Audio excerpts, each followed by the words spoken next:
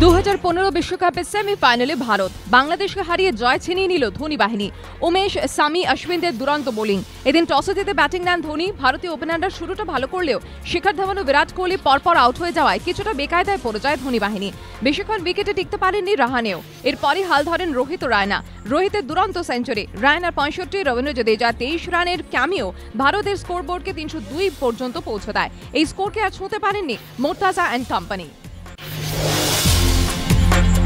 Tunisia জঙ্গি হানার রেশ কাটতে না কাটতে সুইডেনে জঙ্গি আতঙ্ক। সুইডেনের গোথবার্গের রেস্তোরাঁয় হামলা 2 বন্দুকধারীর, নিহত 2, আহত বেশ কয়েকজন। স্থানীয় প্রশাসন সূত্রে খবর, দুষ্কৃতীদের হাতে স্বয়ংক্রিয় বন্দুক ছিল। হামলার পর তারা পালিয়ে যায়। তবে হামলার কারণ এখনো স্পষ্ট নয় পুলিশের কাছে। বেশ কয়েকজন চেয়ে জেরা করেছে পুলিশ। দেশের প্রতিটি শহরে নিরাপত্তা জোরদার করা হয়েছে। জমিদাতাদের ওপর সিআইএসএফ এর লাঠিচার্জের অভিযোগ। ফের থমকে গেল রঘুনাথপুরে রিভিসির প্রস্তাবিত তাপবিদ্যুৎ প্রকল্পের নির্মাণ কাজ। তৃণমূল নেতাদের উস্কানিতেই লাঠিচার্জ অভিযোগ আন্দোলনকারীদের। চাকরির দাবিতে বৃহস্পতিবার সকাল থেকে তাপবিদ্যুৎ প্রকল্পের গেটের বাইরে বিক্ষোভ দেখান শতাধিক জমিদাতা। অভিযোগ, আচমকাই তাঁদের ওপর বেপরোয়া লাঠিচার্জ করেন সিআইএসএফ জওয়ানরা। এরপর দুপক্ষের খণ্ডযুদ্ধ শুরু হয়। ঘটনায় 10 জন জমিদাতা আহত হয়েছেন। আহতদের রঘুনাথপুর মহকুমা হাসপাতালে ভর্তি করা হয়েছে। তাদের মধ্যে 4 জনের আঘাত গুরুতর। জমিদাতাদের অভিযোগ, সিআইএসএফ এর লাঠিচার্জের নেপথ্যে তৃণমূলের উস্কানি রয়েছে।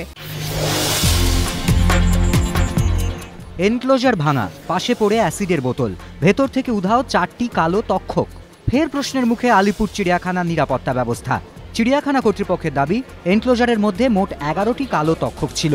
বৃহস্পতিবার সকালে কর্মীরা দেখেন এনক্লোজারের একটি দিক ভাঙা, ভেতরের সবকটি তক্ষক উধাও। শোরগোল পড়ে যায় চিড়িয়াখানা চত্বরে। শুরু হয় খোঁজ। তবে গোটা দিন ধরে খোঁজ চালিয়েও 7টি তক্ষকের খোঁজ মিলেছে। এখনও নিখোঁজ 4টি। পুলিশের প্রাথমিক অনুমান, চুরির উদ্দেশ্যেই চিড়িয়াখানার এনক্লোজার ভাঙা হয়েছিল। একই সন্দেহ মন্ত্রী ফিরহাদ হাকিমেরও।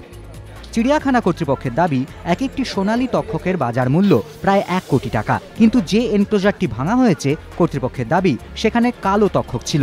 কালো তক্ষকের তেমন বাজার মূল্য নেই।